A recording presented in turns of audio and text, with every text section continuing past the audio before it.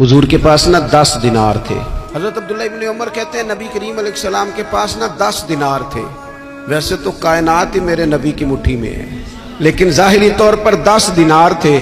हुजूर एक दुकान पे गए, 4 दिनार का हुजूर ने एक जोड़ा खरीदा, कपड़े खरीदे। वो कमीज हुजूर ने पहनी तो एक अंसारी आगे बढ़ के अर्ज करने लगे, हुजूर मेरा बड़ा दिल कर रहा है, ये मुझे नहीं दे देते आप?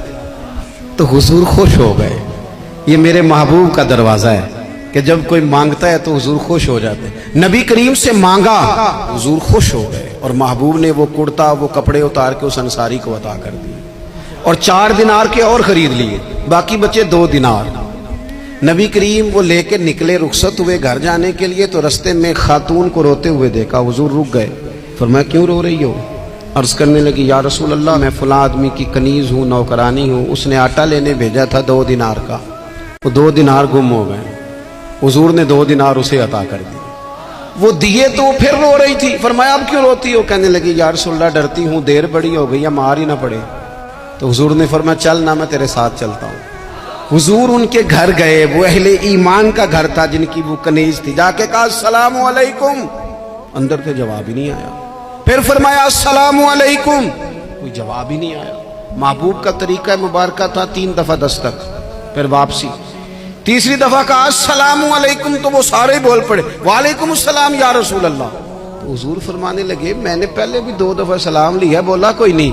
कहा या रसूल अल्लाह अपने नसीब थे ना कि हम पे सलामतियां भेज कौन रहा, हमने सोचा जरा 3 दफा मिल जाए सलामती। तो महबूब करीम अलैहिस्सलाम फरमाने लगे ये तुम्हारी कनीज वहां खड़ी रो रही थी, इस बेचारी के 2 दिनार गुम हो गए थे, इसे दोबारा सामान लाते कुछ देर हो गई, इस पर सख्ती ना करना, मारना ना। गुलाम कहने लगे हुजूर इस खातून के कुर्बान जाएं जो हमारे करीम रसूल को हम जैसे गरीबों के घर तक ले आई है, मारना क्या, हम इसे आजाद करते हैं, ये आजाद है अल्लाह की रिजा के लिए। ये देखो ये मेरे नबी पाक का अंदाज है। हुजूर निकले तो जनाब अब्दुल्ला इब्न उमर फरमाते हैं रसूल करीम फरमाने लगे शुक्र है अल्लाह ताला का, 10 दिनार थे, एक अंसारी ने भी कमीज पहन ली, मैंने भी कमीज पहन ली और रब ने कनीज को आजाद भी फरमा दिया।